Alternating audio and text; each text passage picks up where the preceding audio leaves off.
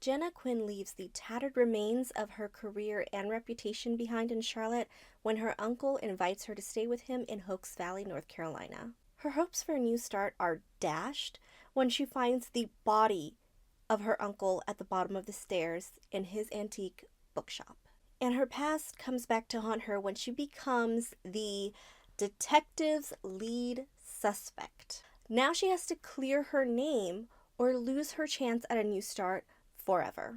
Hi, I'm Neri. Welcome to Fictional Narrative. This is Cozy Saturday. Cozy Saturday is where I talk about the newest cozy mystery that I've delved into. I give a non-spoiler review, the rating, I tell you whether or not I would continue the series, and then we move into the spoilery part of the review.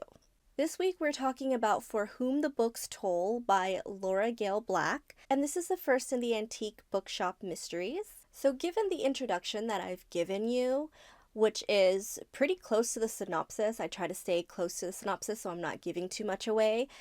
The beginning of the book when you start it may seem a little confusing. You're probably kind of thinking like, when does the action happen? Because it's like the middle of the night, she comes to her uncle's place and falls asleep. The action pretty much happens when she wakes up, which is crazy. Imagine waking up to something like finding the body of a loved one. Her background that she left behind in Charlotte is really, really crazy. And it's because of her background that the police suspect her. And there's so much in this where she feels like she's being railroaded. I love the background of this character and I love her sense of justice. Jenna is just one of those characters that is really grounded, but also has been through so much in such short amount of time that it's almost understandable for her to lose it, but she doesn't. And right off the bat, she knows she cannot depend on the police, not just because they're railroading her, but because of her past experience. She has a wonderful motivation to figure out who the murderer is, more than one for herself, but also for her uncle, who she loves. And she has a very, very good instinct for investigation. What I will say is that the mystery itself is really, really good. There are a whole cast of characters that could have done it. Not that her uncle was an unlikable person, but he moved to this town with his wife, spent many years here, was very involved in the community. He has people who absolutely love him and people who look at him and see an enemy. She doesn't know who to trust. She's new to everything. And more than that, considering the fact that she left Charlotte for a new start only to basically be on the suspect list here in Hokes Folly, truthfully, she has more reason to want to leave, to flee, or even once the mystery is over, just take off than to stay. But the thing I love about Jenna is no matter what, she doesn't let it break her down. The world building is actually really nice. Everything is introduced very well. I don't have any pacing issues with this book at all. If anything, I think that you're pretty much on a steady pace. One thing that I think came up too fast was the romance, because I think it could have been a slow burn, but instead of that we have two people that are already like starstruck lovers. It's almost insta love, and I'm not the biggest fan of insta love.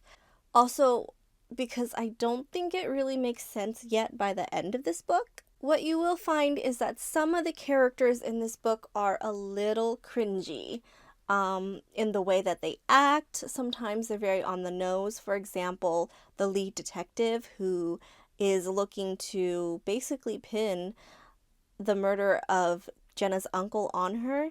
He's kind of on the nose and stubborn, and I wanted to reach into the book and shake this character. Just give him a good shake, because why are you like that? So my rating for this book was a 5 out of 5, which, oh my gosh, let me tell you, I read this book And I think right now there are 4 total in the series, and I read them all. This is just the video for book 1. I will make another one for the other 3 because I do want to talk about it, but I want to have a proper introduction first, so then I'm not giving it all away. Much like my last follow-up video, it will contain a lot of spoilers. I'm not really holding back on those follow-up videos. So yeah, whenever the 5th book comes out, I will definitely be continuing it. So with that being said, let's move on to the spoilery section of this review. Okay.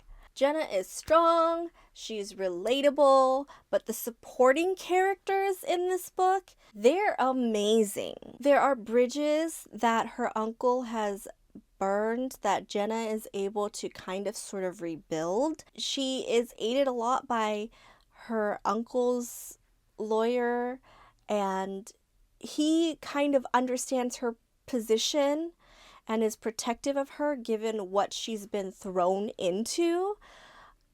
She ends up actually inheriting everything that her uncle had because he didn't have children. And so she looks even worse as a suspect. I do wonder about the amount of money that she inherited, though, because when I think about the expenses that she has to continue to keep her uncle's antique book business going and things like that, and the way that she's just like, I'm gonna hire, I'm gonna give raises, whatever, I'm gonna be very generous. I wonder, I don't know how much that computes in my head, but it may also, probably should consider like prices in North Carolina are probably very different from what I'm thinking of, plus a small town. Maybe things just aren't as expensive and a living wage is well within her budget. I'm not sure about that. There are a lot of very crazy, eccentric characters in this book.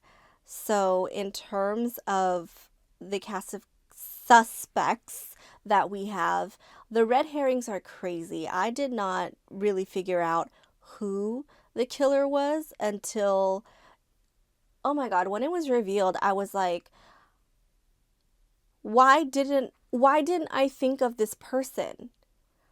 Because they were on my list of suspects, but I thought that was too obvious. But then the motivation behind it is totally different than what I thought it was gonna be. So maybe it wasn't that obvious. I just really enjoyed the mystery. It's a really well put together mystery. The main detective that tries to railroad Jenna is Frank Sutter, and he is a very formidable foe because it's not so much that he follows all the wrong leads, it's that he follows the leads to the wrong conclusion. And somehow, a lot of his reputation is he used to be so good. So what exactly happened to Frank, and why is he so certain that Jenna must have done something? There is a supporting character that comes into Jenna's life.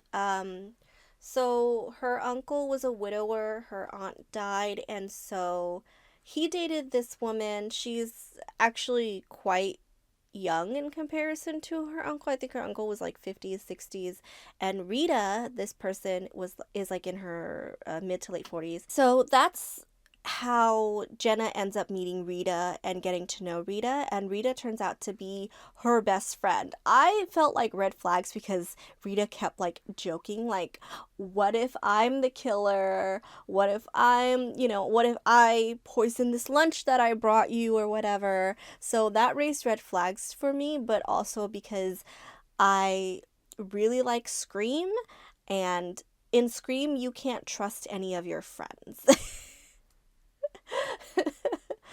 But their relationship is actually really precious throughout the book, and I'm glad that Jenna has someone like Rita on her side, because whenever Jenna seems to lose steam, Rita just hypes her back up, and they do that for each other back and forth. And Rita is Jenna's key to a lot of stuff that happens in the town because she's just been there longer and she knows a lot of people. She's very social, very funny. I really love Rita a lot. The romantic interest in this book, I'm not saying that I didn't suspect it. When you have a character come in and automatically the book is like, oh, he's so handsome in these books, yeah, you know he's probably the love interest. They have interesting chemistry and tension. I liked it building throughout the book. And then at the end of the book, they're not dating, but they're holding hands. And I'm like, why are you holding hands? That's the kind of thing what I'm talking about when I'm saying it just feels a bit rushed. Because the pacing in this book, everything is perfect. Even when everything amps up, it falls perfectly in line. But this guy is just already so into her. When his job puts him at odds with her, and there's so much conflict of interest. But because Frank Sutter is who he is, Frank Sutter is not the love interest, but because the lead detective Frank Sutter is who he is and has the attitude that he has, I'm just like, you know what? If she's gonna steal his bestie, which the love interest isn't his bestie, the love interest is technically his partner, also a detective on the force. I don't usually condone where this quote goes, but in terms of their partnership, if the house isn't happy, are you breaking anything up?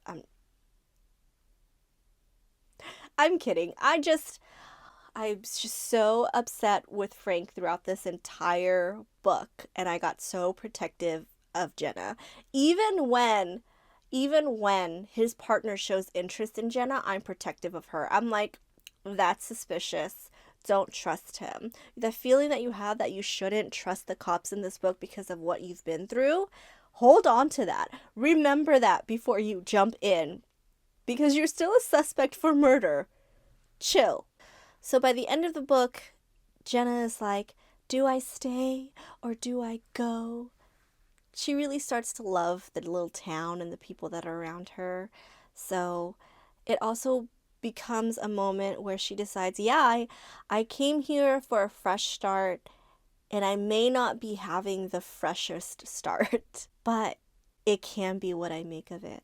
I enjoyed the crap out of this series, but for the first introduction book to this, I was blown out of the water. I do notice that for me, when I rate, I'm like, oh yeah, this is a good introduction. It may not be the best book out of the series, but it's a great introduction. It's a 3, it's a 4. No, it's this book is great. I had a blast reading it. So I definitely recommend it. So if you've watched this far, thank you so much. And I will see you next Cozy Saturday, where we follow a character who has a mysterious inheritance and then has to take charge of 4 college kids. Thanks again for watching. Bye!